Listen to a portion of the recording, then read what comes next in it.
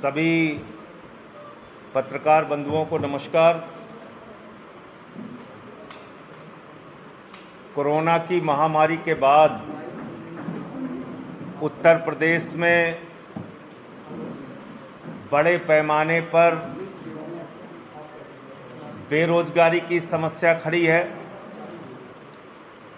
नौजवानों के रोजगार पूरी तरीके से खत्म हुए हैं। व्यापारी इस कोरोना की महामारी में बर्बाद हुआ है, अभी भी वो संघर्ष कर रहा है। छोटे बड़े सारे व्यापार इस कोरोना की महामारी से प्रभावित हुए। गांव-गांव में लोगों की मौतें हुई। यहीं शहर से लगा हुआ इमलिया गांव आपने देखा होगा, एक परिवार से 8 लोगों की मौत हो गई। फतेहपुर के एक गांव में 100 लोगों की मौत हो गई। सुल्तानपुर के एक गांव में 93 लोगों की मौत हो गई। और ये कहानी सिर्फ एक जिले एक गांव तक सीमित नहीं है, उत्तर प्रदेश के हजारों गांवों में ये कहानी आपको मिलेगी। हमने देखा कि मरने के बाद लोगों को लकड़ी नसीब नहीं हुई दाह संस्कार के लिए। जिंदा थे तो ऑक्सीजन नसीब नहीं हुई, जांच नसीब नहीं हुई, वेंटिलेटर नसीब नहीं हुआ, ऑक्सीजन का एक सिलेंडर नसीब नहीं हुआ। उस पर बेईमानी और भ्रष्टाचार जरूर हुआ। तीसरी लहर का खतरा पूरी दुनिया आपको बता रही है। दिल्ली की सरकार ने, आदरणीय अरविंद केजरीवाल जी ने तीसरी लहर की तैयारी भी अपनी शुरू कर दी। लेकिन उत्तर प्रदेश में इस वक्त क्या हो रहा है?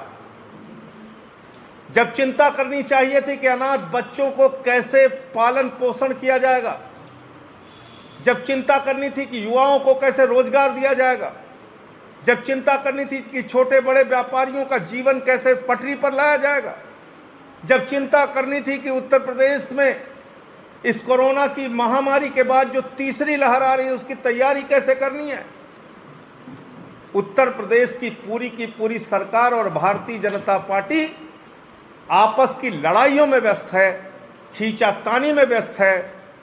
किसकी पार्टी मजबूत है, किसकी पार्टी कमजोर है, आपस में लड़ने भिड़ने, विधायकों की तोड़ फोड़, मंत्री कौन बनेगा कौन नहीं, कौन मुख्यमंत्री रहेगा नहीं रहेगा, इसकी पूरी लड़ाई चल रही है भाजपा में।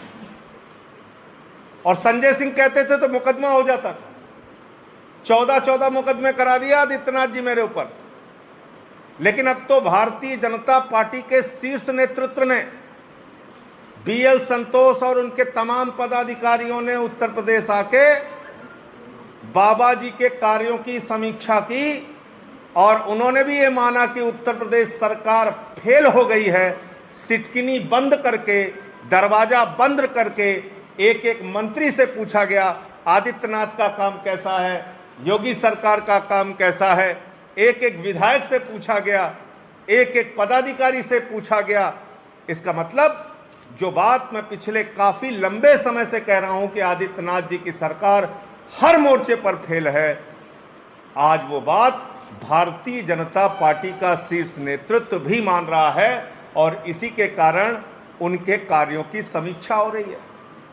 बीएल संतोष जी भारतीय जनता पार्टी के संगठन के मंत्री हैं, पूरे देश में कहीं भी समीक्षा कर सकते हैं, लेकिन नहीं, उत्तर प्रदेश जहां की हालत बद से बदतर पहुंचा दी आदित्यनाथ जी, उसकी समीक्षा हो रही है। अब तो मैं कहना चाहता हूं, जब मंत्री आपके खिलाफ हैं आदित्यनाथ जी, विधायक आपके खिलाफ हैं, केंद्रीय नेतृत्व भारतीय जनता पार्टी का आपके कार्यों की समीक्षा कर रहा है वो आपके खिलाफ है, तो जब पूरी की पूरी बीजेपी आपके खिलाफ है, उत्तर प्रदेश की जनता आपके खिलाफ है, कोरोना की महामारी से लोग त्रस्त हो चुके हैं, तो अगर जरा सी भी नैतिकता आपके अंदर है तो आप ये पद छोड़ दीजिए, इस्तीफा दे दीजिए अपने पद से, उत्तर प्रदेश पे रहम कीजिए। अब कम से कम जब पूरी पार्टी, विधायक, जनता, सरकार सब मान रही है कि आप किसी काम के नहीं हैं, कोई भी काम आप उत्तर प्रदेश की जनता के लिए नहीं कर पा रहे हैं, तो आप अपना पद छोड़ दीजिए, मुख्यमंत्री के पद से इस्तीफा दे दीजिए। लेकिन ये वक्त है उत्तर प्रदेश को इस महामारी से उबारने का, ये वक्त है उत्तर प्रदेश के लोगों की स्वास्थ्य की चिंता करने का, ये वक्त है इस महामारी में अनाथ हुए बच्चों की चिंता, व्यापार की चिंता, उनके परिवारों की चिंता, जो लोग मारे गए हैं उनकी चिंता करने का, ये आपस की लड़ाई झगड़े में आप उत्तर प्रदेश की जनता का वक्त मत बर्बाद कीजिए। हमने देखा आपने जबरन चुनाव कराया जब कोरोना की महामारी फैली हुई थी, और उसके कारण से कितने प्रधान मर गए, 1600 से ज्यादा शिक्षक मर गए। इस कोरोना की महामारी में चुनाव करा के आपने लोगों के जीवन को न सिर्फ खतरे में डाला, बल्कि ये सरकारी तौर पे प्रायोजित एक हत्या थी, मैं ऐसा मानता हूं। तो इसलिए पहली बात तो ये थी, और दूसरी बात, कल पर्यावरण दिवस है। मैं आज ही आप लोगों को जानकारी दे रहा हूं। नमामि गंगे योजना आप लोगों ने सुनी होगी। उस नमामि गंगे योजना का सच क्या है, मैं काशी में अपने साथियों के साथ दौरा करके आया हूं, और उसका पूरा सच मैं कल पर्यावरण दिवस के दिन आपके सामने रखूंगा कि किस तरीके से गंगा मैया के साथ उत्तर प्रदेश की सरकार और नमामि गंगे के हजारों करोड़ रुपए की योजना को बंदरबाट और भ्रष्टाचार की भेंट चढ़ाया जा रहा है, और गंगा दिन प्रतिदिन मैली से मैली होती जा रही हैं, और इसके पीछे किसी और का नहीं, इस उत्तर प्रदेश की सरकार का सीधा जिम्मा जाता है, जिसने वादा किया था गंगा की सफाई का, जिसने वोट मांगे थे गंगा के नाम पर, जिसने कहा था कि हम गंगा को स्वच्छ और निर्मल बनाएंगे। आज उन्होंने गंगा की हालत क्या की है, ये काशी में मैं देख के आया हूँ, और कल विस्तार से इसके वीडियो सहित तमाम प्रमाण मैं आपके सामने रखूंगा कल पर्यावरण दिवस के दिन। आज एक विषय और है जिसको लेके मैंने बहुत पहले कहा था, 69,000 शिक्षकों की भर्ती का मामला। और उस शिक्षक भर्ती में आपने देखा होगा कि बड़े बड़े प्रचार और विज्ञापन आदित्यनाथ जी के द्वारा किए गए। 4 लाख नौकरियां, 4 लाख नौकरियां, और उन 4 लाख नौकरियों में 69,000 शिक्षक जुड़े हुए हैं। उनको अभी तक नियुक्ति नहीं मिली कहीं पे, और एक घोटाला लगा गया। क्या किया इन्होंने? आरक्षण का घोटाला कर दिया। पिछड़े वर्ग के लिए जो आरक्षित सीट थी उसको जानबूझकर, क्योंकि कोर्ट में ये मामला उलझा रहे, क्योंकि नियुक्तियां ना मिल पाए, ये किसी भी सरकार को पता है सामान्य तौर पे कि जो आरक्षण का कोटा है वो आपको देना ही देना है, और अगर आप नहीं देंगे तो कोर्ट में बात जाएगी और आपकी भर्ती रुक जाएगी। लेकिन जानबूझकर जो पिछड़ा वर्ग के लिए 27% आरक्षण है, उस आरक्षण के कोटे को उल्टे सीधे तरीके से भरा गया। जो कोटा है उसके हिसाब से नौकरियां नहीं दी गई, शिक्षकों की भर्ती नहीं की गई, और इसी के कारण आज एक बड़ा मामला सामने आया है, शिक्षक भर्ती का घोटाला।